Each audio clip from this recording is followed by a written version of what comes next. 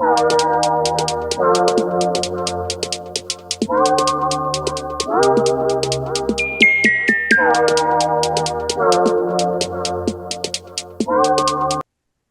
with you here this week on Gridiron. Ron Poniewasz, joined by Larry Kelly. He is a jack of all trades, a man that's coached in many different forms. I'm not going to say him again, as this is the second time we were filming this.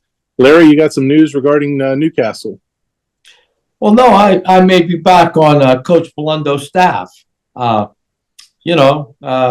was gone for a couple years, and I don't know how much longer Coach Belundo is going to be at Newcastle, but just in case this is the last hurrah, I want to be part of it. I want to be there for the last dance.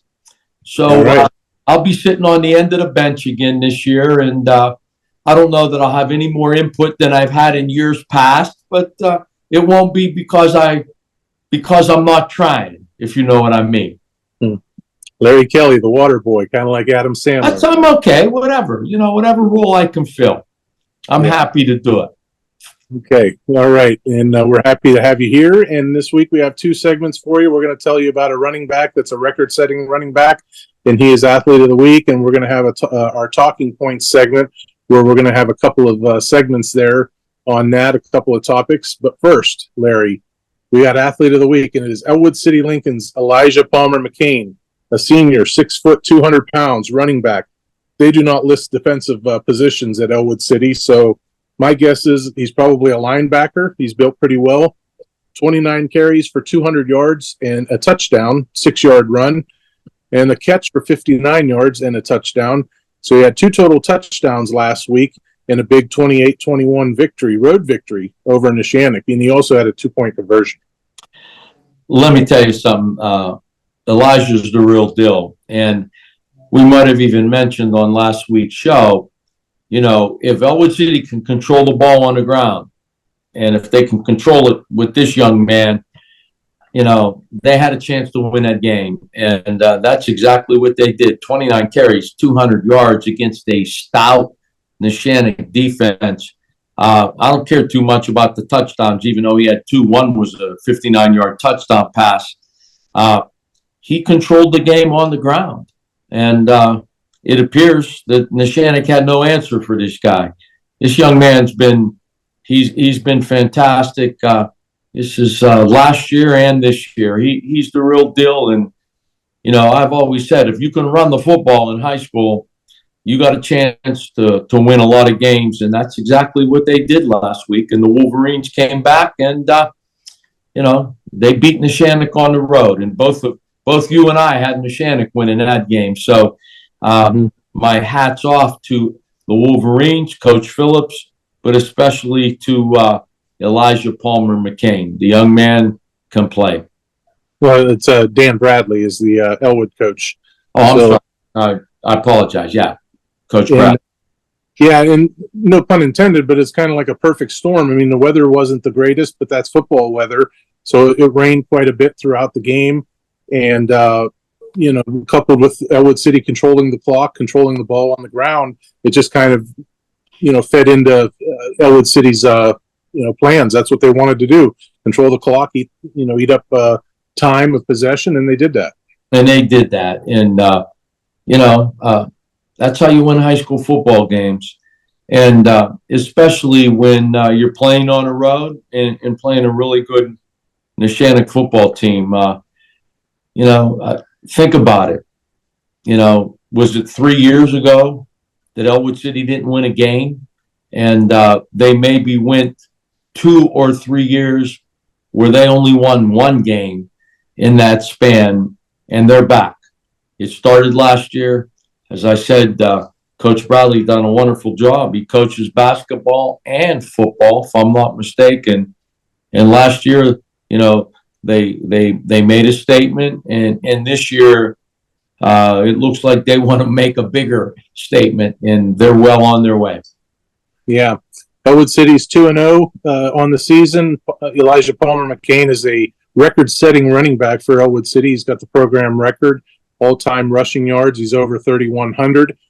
Quite a career for Elijah Palmer-McCane, and he'll get to add to that a little bit more this week in a huge game, home game against Mohawk in Midwestern Athletic Conference action. That's lid lifter in league play for both teams. Yeah, well, it's going to be a great football game. That's going to be a great game. In years past, Mohawk would be a big favorite in that game, but I'm not so sure this year, especially when they got to go on the road and play the Wolverines on their home turf. It'll be a big game. It'll be a great Friday night for football, and the people from Ellwood City, they support their high school. That's right. Okay, that is Athlete of the Week. We will be back to talk about our talking points segment right here on Gridiron after this short break. There's one thing I learned growing up around here. People should look out for each other. Be friends and neighbors that you can count on.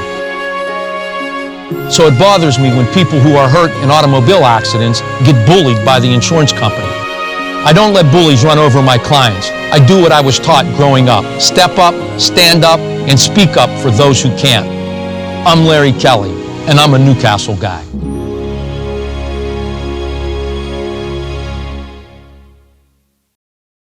We're back with you here on Gridiron for our final segment of the night, and that is talking points. First off, Larry, as you will notice on your itinerary that I emailed to you, is the Midwestern Athletic Conference teams, and they are typed in order of what their record is. They're all 0-0 in league play. So these lists of how they're typed for you is based more or less on their overall records.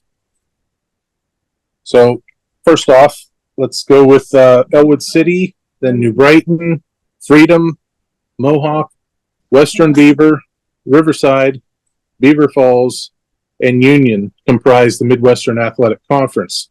Last week, as we talked about in the previous segment, Ellwood City upset Neshannock, which certainly caught everybody's attention, I would imagine, especially now going into league play. Larry, when you look at that grouping of teams, let's start in reverse order. Union's had its struggles so far this year. They started a week late because they elected to play a second scrimmage. They got beat pretty bad last week by Washington. So they're starting to get their feet a little bit, whereas other teams have been playing, another week. Maybe they get a break. Maybe that playing last week helps them catch up to other teams who probably got, for lack of a better way of saying it, rained out. So maybe there were other teams probably are now. Beaver Falls is winless. They're 0-3. I was surprised when I looked at that. Their first two games, they got blanked. They scored absolutely no points in their first two games. Riverside had a nice win last week against Laurel on the road, 9-7. Laurel missed 2 field goals in the fourth quarter. Western Beaver, we'll touch on Laurel. That'll be our next point of emphasis here. Western Beaver's got a really good quarterback, young kid, sophomore. Javen Peel, I believe his name is. He transferred in the offseason to a private school, was there for maybe a week, and then went back. So he's going to be one of the top players in the conference, at least under center. Mohawk, very good players, Bobby Fadden. Freedom, I didn't do too much of a deep dive on Freedom. And then New Brighton. So what you know about the Midwestern Athletic Conference, Larry, do you think that this could be, this game here could be what tells the tale? It might tell us who's going to win this conference. You're telling me Ellwood Mohawk? Yes. Yeah, I agree. Union is down. They're playing a lot of young kids. Beaver Falls has a new coach, Nick Nardone, who had a lot of success there. He retired last year. Riverside has tough kids, but as a program, they've been down for a couple of years. Right. Western Beaver with that quarterback, this kid's good. He was a 9th grader last year. He's right. Good. He has pedigree. You never know with Freedom and New Brighton, but I like Ellwood City. I like high school teams that can run the ball. And I think Ellwood City's taking care of business this week. I do. I just do. They're playing at home. They came off a big win. Nothing succeeds like success. They're playing with confidence. They got a stud that can run the football and grind the clock. Mohawk, kind of a quick strike offense with Bobby Fadden, both his ability to run the football and throw it. But yeah, I think you're right. Ellwood City, I don't think has won the MAC since the Eisenhower administration. It's been a long time. but they got a chance. They do. Yeah, absolutely. And I talked to Dan Bradley earlier in the week, and one of the things he said is there's very little room for error in a game like this. He said his kids understand how big of a game it is. He understands as well. He said they'll be ready. Mohawk will be ready. So it's going to be quite a game on Friday night. I think you're right. This is maybe the two best teams in the conference. I think you're right, Ronnie. As we mentioned, we're going to touch on Laurel, which is now a Big 7 conference member. Laurel is 0-3 now, Larry. They have lost games by a combined count of 14 points. 14-7 in overtime to Ellwood City, which anybody's ball game. Laurel scored late to force overtime, and Ellwood City scored on its first possession, and Laurel threw an interception, and that's how the game ended. Mohawk defeated Laurel 32-27. Again, these are 2A schools that Laurel's playing, and very good 2A schools. Last week they lost on a pair of missed field goals that could have went in. They lost 9-7. So again, they've lost 3 games by a total of 14 points. They are 0-3. Can you tell me the last time Laurel was 0-4? No, I can't. It has to be a long time ago, because Laurel football, that program has pedigree, and they've been good for a long time, starting with George Miles and continuing on year in and year out. Any guess? Are you going to can you throw a year at me? I do know the answer, so it's not. I'm going to say 1970. Well, it's not quite that bad. All right, then help me out. All right. The last time they were 0-4, the price of gas was $1.11 a gallon. The Sign by Ace of Base was the #1 tune in the Wow. And The Lion King was the #1 box office movie. 1994. You got it. 1994. I was 20 years old. Wow, that's a long time ago. Yeah, I mean, it's just pedigree. They played winning football. My buddy Jerry Holzhauser, I think, took over after George Miles, and Coach Cooper's out there now. Is he still out there? I mean, that program has pedigree. Those kids know how to win. Yeah. So will the real Laurel step forward? 0-3, but they've been in every game. They've played really good competition. Is this just a matter of, Laurel just needs to win a game so they can learn how to win and get. They could be 3-0. Yeah. Think about it. They could very easily be 3-0 against 3 quality football teams. Who do they got this week? This week they are hosting Bishop Canavan, which is 1-1. You never know with these non-boundary schools how good they are. I mean, Bishop Canavan could be loaded, or if they didn't have a good recruiting year, they could be ready. They could be ready for a tough night. Yeah, that was one of the questions I asked Coach Cooper leading into last week's game about against Riverside. They're 0-2, but by rights they could be 2-0 or 1-1. You name the record, and he says you're right. We could be bounce of the ball here or there, but in reality, we are 0-2, and that's the fate we have. And I'm sure he would say the same thing now. They're 0-3, and they have to find a way to win. Was it Bill Parcells who said you are what your record says you are? Yep, right. Yeah. One other item here that we should talk about is I spoke with the athletic director at Wilmington on Sunday night, heading into the Kennedy Catholic game, because Kennedy Catholic had their game canceled last week because of a forfeit. I asked him, what do you know? And he says, well, we're getting ahead of it because we don't want that to happen to us, because Kennedy Catholic forfeited their game on a Thursday against Sharpsville. Is that because they didn't have enough players? Yeah. So apparently yesterday, as we're filming this on Thursday, it turns out that Kennedy Catholic has confirmed that they will play that game on Saturday. So fingers crossed for Wilmington's sake, because Wilmington next week is Idle, and then the following week they play Farrell.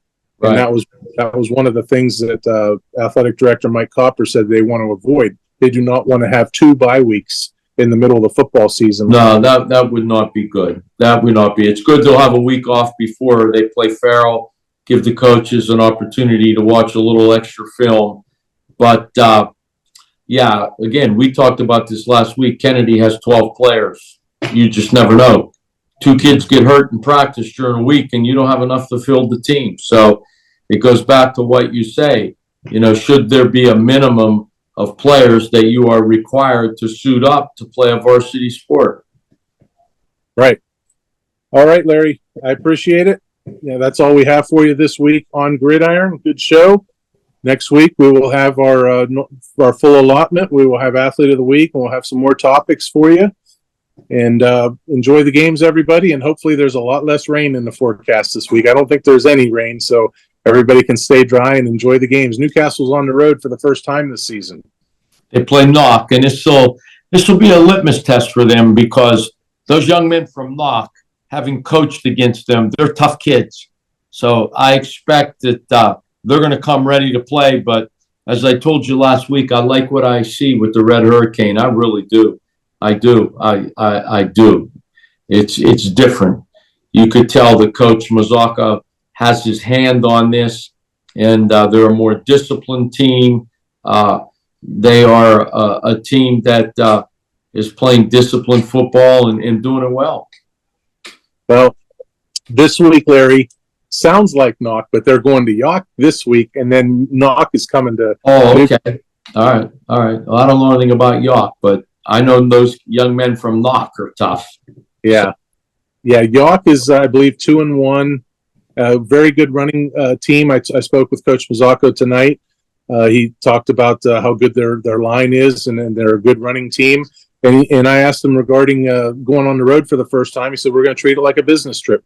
You know, we want to get things, set, so we know how to, attack business trips like this moving forward the rest of the year. But yeah, the schedule gets tough for Newcastle moving forward. Right. How difficult is that for a team when you're stacked up 3 straight home games and now you're finally going on the road? How what kind of a shock can that be to kids? Well, I'm not so sure it's a shock. It's nice to play at home. It's nice. As I've told you in the past, having ridden on school buses, especially if it's a long trip, and York is not in our backyard, so that's a rather lengthy trip. It's tough. You're on a bus for an hour, then you got to get off and stretch, and you're not in your normal routine. It's a lot. It's different. There's a reason home teams win more than they lose, because of the travel involved and being out of your normal routine.